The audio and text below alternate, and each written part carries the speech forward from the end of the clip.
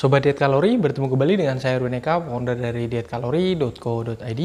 Di video kali ini kita akan membahas tentang sereal ya yang biasa dikonsumsi sebagai menu sarapan untuk membantu proses penurunan berat badan. Apakah sereal ini bisa sebagai salah satu opsi untuk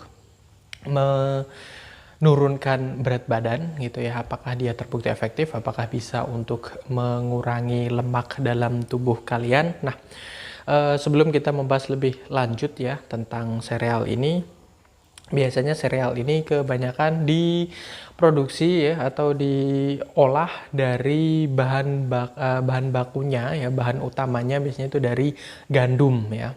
Gandum, terus kemudian ya diolah sedemikian rupa. Biasanya ada ditambahkan perasa di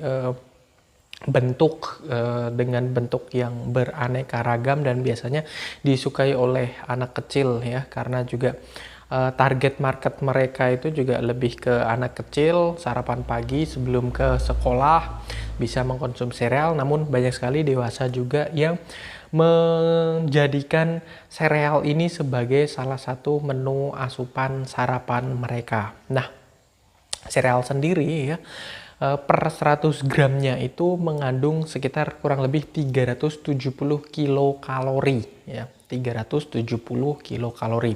Hanya saja kebanyakan per porsi kita tidak mengkonsumsi sereal itu sampai dengan 100 gram. Biasanya rata-rata satu cup mangkuk itu ya yang standar itu di kisaran 50 gram. Dan 50 ya berarti separuh dari 370, sekitaran 185 kilokalori ya, sekitar 185 kali kalori. Sekali lagi ini rata-rata, kurang lebih ada yang mungkin ketika kalian membeli sereal ya ada yang di bawahnya, ada mungkin yang di atasnya. Biasanya ketika ditambahkan rasa misalnya coklat, ditambahkan madu, ditambahkan rasa dan sebagainya, ditambahkan kadang beberapa sereal juga tidak hanya mengandung dari gandum saja sereal, ada yang ditambahkan dengan kacang-kacangan misalnya, ada yang ditambahkan dengan granola dan sebagainya gitu ya.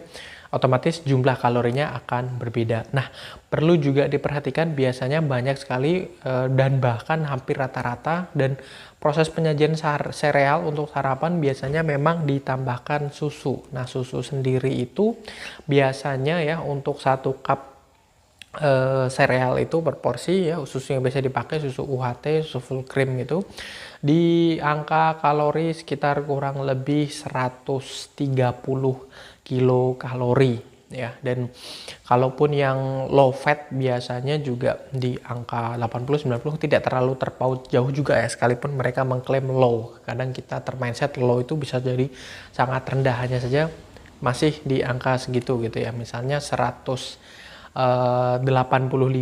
kalorinya, terus kemudian susunya di angka 130, ada berapa tuh, 515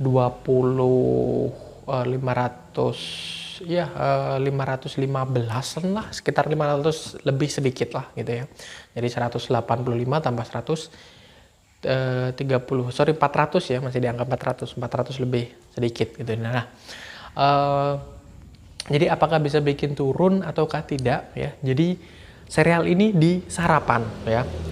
Nah, turun ini bukan hanya di sarapan ini saja, tapi bagaimana dengan makan siangnya? Bagaimana nanti dengan makan malamnya? Bagaimana dengan makanan-makanan kecil, makanan ringan yang di luar dari sarapan, makan siang, dan makan malamnya? Itu secara keseluruhan, kalau memang dia ditotalkan jumlah kalorinya, misalnya serealnya tadi 400-an, siangnya nanti misalnya kalian konsumsi makan siang dengan menu masakan apalah gitu ya, misalnya lagi kerja atau apa gitu, kalian take away fast food misalnya di angka 800 kalori, malamnya diajak dinner keluar, makan misalnya makan apalah menu malam apa sih gitu, banyak itulah pokoknya di kisaran misalnya 1000 gitu, 1800 tambah 400, nah itu jumlahnya 2000 lebih gitu ya, sementara kebutuhan kalori kalian hariannya gitu ya minimal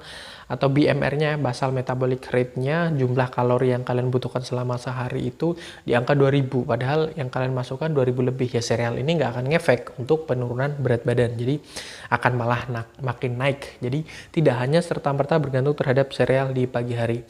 Kebanyakan memang kalau dibandingkan dengan menu-menu sarapan yang banyak sekali di sekitaran kita, sereal memang cukup lebih bisa mengendalikan berat badan kita, lebih bisa untuk membantu program diet yang sedang kita jalani atau membantu untuk menurunkan berat badan yang kita jalani, karena di angka 400-an tadi cukup kecil. Misalnya yang sering sekali kita jumpai, misalnya kalau kita nginep di hotel tuh kan selalu ada nasi goreng otomatis jelas lebih tinggi dari 400. Atau mungkin yang banyak di sekitaran kita biasanya sarapan bubur ayam ya, dengan kuahnya, dengan biasanya kerupuknya dan sebagainya, bisa jadi antara 600 sampai 800 ya.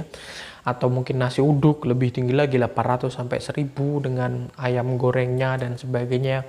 Nah, kalau parameternya dengan makanan-makanan itu, sereal memang bisa dikatakan membantu untuk menurunkan berat badan kita, dan juga kandungan gandumnya itu membuat kita kenyang lebih lama, mampu mensuplai energi di diri kita sampai nanti siang ya, makan siang.